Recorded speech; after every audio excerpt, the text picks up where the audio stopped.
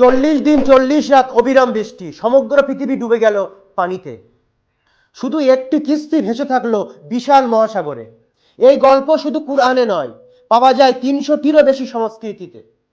কিন্তু প্রশ্ন হলো, এই মহাপ্লাবন সত্যিই ছিল নাকি, না শুধু কল্পনাহীন?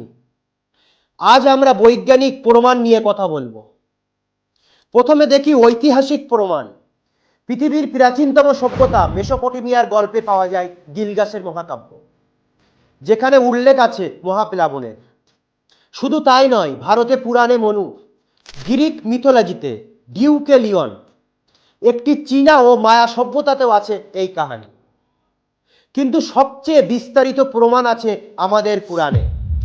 সূরা নূহ, সূরা হুদ, সূরা আল মুমিনুন, মোট 43টি আয়াতে এই ঘটনার বিবরণ পাওয়া যায়। এখন আসি বৈজ্ঞানিক প্রমাণে। 1950 সালে ব্রিটিশ চার্লস লিওনার্ডো ইরাকের উর নগরে খনন কার্য চালান। তিনি আবিষ্কার করেন 2.5 মিটার পুরু কাদার স্তর। রেডিও কার্বন ডেটিং বলছে এই স্তর 5000 বছরের পুরানো।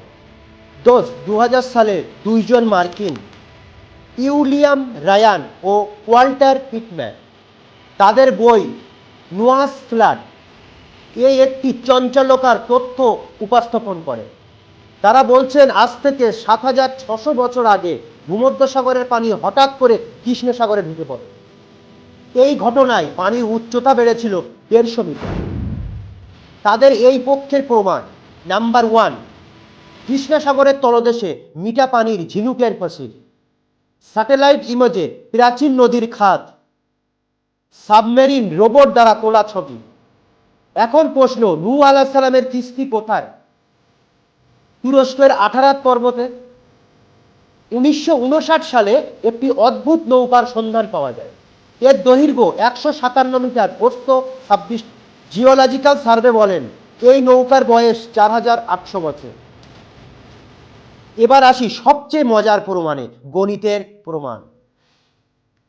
কুরআনে নূহ আলাইহিস সালামের বয়স দেওয়া আছে 950 বছর। অনেকে এটাকে আজগবি মনে করেন, কিন্তু বিজ্ঞান কি বলে? 2017 সালে হার্ভার্ড বিশ্ববিদ্যালয়ে এক গবেষণা বলছেন প্রাচীনকালে পৃথিবীর বায়ুমণ্ডল ভিন্ন ছিল। অক্সিজেনের পরিমাণ ছিল বেশি, যা মানুষের আয়ু বাড়িয়ে দিত। আদম আলাইহিস সালাম থেকে নূহ আলাইহিস সালাম পর্যন্ত মানুষের গড় আয়ু ছিল 912 বছর। আরেকটি গণিতের প্রমাণ দেখুন। নূহ আলাইহিস সালামের কিস্তির মাপ কোরআনে দেওয়া নেই, কিন্তু বাইবেলে দেওয়া আছে। দৈর্ঘ্য 300 কিউবিট, প্রস্থ 50 কিউবিট, উচ্চতা 30 কিউবিট। আজকের আধুনিক জাহাজেও এই অনুপাত ব্যবহার করা হয়। ইসলামিক স্কলাররা কি বলেন? ইমাম ইবনে কাসির বলছেন এই প্লাবন ছিল গোটা পৃথিবীতে। ইমাম তাবারি তার বিখ্যাত তারিখ গ্রন্থে লিখেছেন নূহ আলাইহিস সালাম 950 বছর দাওয়াত দেওয়ার পরও মাত্র 80 জন মানুষ ঈমান এনেছিল। সবচেয়ে গুরুত্বপূর্ণ শিক্ষা, নূহ আলাইহিস সালামের ছেলে কেনানও এই প্লাবনে ডুবে মারা গিয়েছিল, কারণ সে ঈমান আনেননি। এখানে আল্লাহ দেখিয়ে দিলেন নবীর ছেলে হলেও নাজাত পাবে না, নাজাত শুধু ঈমানের কারণে। 2020 সালে চীনের বৈজ্ঞানিকরা একটি নূতন তথ্য দিয়েছেন। তারা বলছেন 5000 বছর আগে হিমালয়ের বরফ গলে এমন বন্যা হয়েছিল যা গোটা মহাদেশ প্লাবিত করেছিল।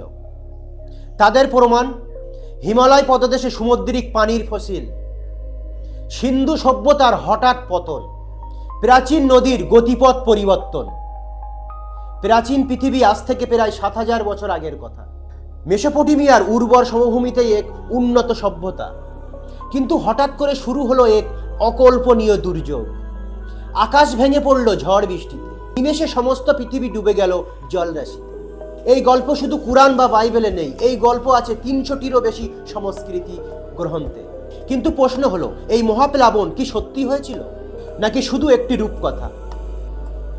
আজ আমরা ঐতিহাসিক প্রমাণ, গবেষণা এবং ইসলামিক দলিল দিয়ে জানব নূহ আলাইহিস সালামের মহাপ্লাবনের পূর্ণাঙ্গ সত্য কাহিনী।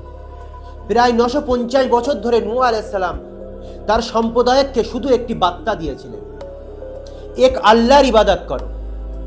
কিন্তু সেই সম্প্রদায় ছিল অহিংসকারী মূর্তি পূজায়।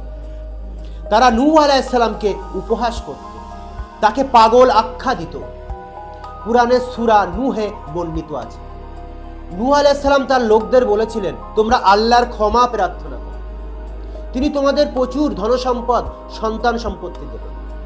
কিন্তু তারা কানেই তুলল না, বরং আরো শত্রুতায় নামল। এরপর এলো সেই নির্দেশ। আল্লাহ নূহ আলাইহিস সালামকে আদেশ দিলেন একটি বিশাল কিস্তি নৌকা বানাতে। নির্দেশ ছিল সুনির্দিষ্ট দৈর্ঘ্য প্রস্থ কাঠের ধরন। নূহ আলাইহিস সালাম শুরু করলেন নির্মাণের কাজ। আর তখন শুরু হলো উপহাসের নূতন যুগ। লোকেরা বলতো, হে নূহ, তুমি নৌকা বানাচ্ছ স্থলে, কোথায় যাবে এই নৌকা নিয়ে? আমরা তো কাছে কোনো সমুদ্র দেখছি না। কিন্তু নূহ আলাইহিস সালাম জানতেন সেই সমুদ্র আসছে। তিনি নির্মাণ চালিয়ে গেলেন। কুরআনের সূরা হুদে আয়াত 40 নম্বরে বলা হয়েছে, অবশেষে যখন আমাদের হুকুম এলো এবং ভূমিতে পানি উথলে উঠল, আমরা বললাম, এতে উঠিয়ে নাও প্রত্যেক প্রজাতির এক এক জোড়া এবং তোমার পরিবার বর্গকে। পানির দুটি উৎস ছিল, আকাশ থেকে মুষলধারে বৃষ্টি এবং ভূমি থেকে প্লাবন। কিস্তিতে উঠল নূহ আলাইহিস সালাম আর তার অল্প স্বল্প কিছু অনুসারী এবং পৃথিবীর সকল প্রাণীর একটি করে জোড়া। বাইবেলের জেনেসিস ও কুরআন উভয় গ্রন্থে এই সময়কাল 40 দিন 40 রাত বলে উল্লেখ আছে। প্রাচীন মেসোপটেমিয়ান লিপিতেও একই সময়কাল। এই গল্পের সবচেয়ে মর্মস্পর্শী অধ্যায় হলো নূহ আলাইহিস সালাম নিজ পরিবারের একটি অংশের ধ্বংস। কুরআন বলছে, নূহ আলাইহিস সালামের পুত্র কেনান এবং তার এক স্ত্রী ওহালিহা তার দাওয়াত প্রত্যাখ্যান করেছিলেন। তারা বলেছিলেন, আমরা এই পাহাড়ে আশ্রয় নেব, এটা আমাদের রক্ষা করবে। পানি যখন আসলেন, নূহ আলাইহিস সালাম তার ছেলে কেনানকে ডাকলেন, কিন্তু সে অস্বীকার করল। শেষ পর্যন্ত একটি তরঙ্গ তাকে গ্রাস করল। সে তোমার পরিবারভুক্ত নয়। তার কাজ ছিল অন্যায়। এটি একটি গভীর জীবনবোধের শিক্ষা। ঈমান ছাড়া রক্তের সম্পর্কেও শেষ বিচারের দিন কাজে আসবে না। 40 দিন পর বৃষ্টি থামলো। আল্লাহর হুকুমে পানি কমতে শুরু করলো। কুরআন বলছে, কিস্তিটি থেমে গেল জুদি নামক একটি উচ্চভূমিতে। আরব, খ্রিস্টান, ইহুদি বলছে এটি বর্তমান তুরস্কে ইরাক সীমান্তে অবস্থিত একটি পাহাড়, আজকের নাম মাউন্ট জুদি। বাইবেল বলে এটি আরারাত পর্বত। আকর্ষণীয় বিষয় হলো, প্রাচীন নৌকার কাঠামোর মতো জিনিসপত্র স্যাটেলাইট ইমেজ ধরা পড়েছে, যদিও এর সত্যতা নিশ্চিত নয়। নূহ আলাইহিস সালাম এবং তার সঙ্গীরা কিস্তি থেকে নামলেন। পৃথিবীর দ্বিতীয় মানব বসিত যার হাত ধরে নূহ আলাইহিস সালাম। এই কারণে নূহ আলাইহিস সালামকে ইসলামের দ্বিতীয় আদম বলা হয়। কুরআন, বাইবেল, তৌরাত সকলেই বিশদ বিবরণ দিয়েছে। এই গল্প শুধু অতীতের নয়, এটি একটি চিরন্তর সতর্কবার্তা। অহংকার, অন্যায় ও স্রষ্টাকে ভুলে যাওয়ার ভয়ঙ্কর পরিণতি। এটি আশারও গল্প, যারা ঈমান আনে এবং ন্যায়ের পথে চলে তাদের জন্য আল্লাহর রহমতের দরজা খোলা। আপনি কি মনে করেন, মহাপ্লাবন এটি কি বৈজ্ঞানিক ঘটনা নাকি একটি রূপকথা? নিচে কমেন্টে জানান। যদি ভিডিওটা ভালো লেগে থাকে, লাইক, শেয়ার করুন এবং চ্যানেলটি সাবস্ক্রাইব করতে ভুলবেন।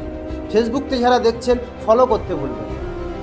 দেখা হবে পরের ভিডিওতে একটি নূতন রহস্য নিয়ে। আল্লাহ হাফেজ।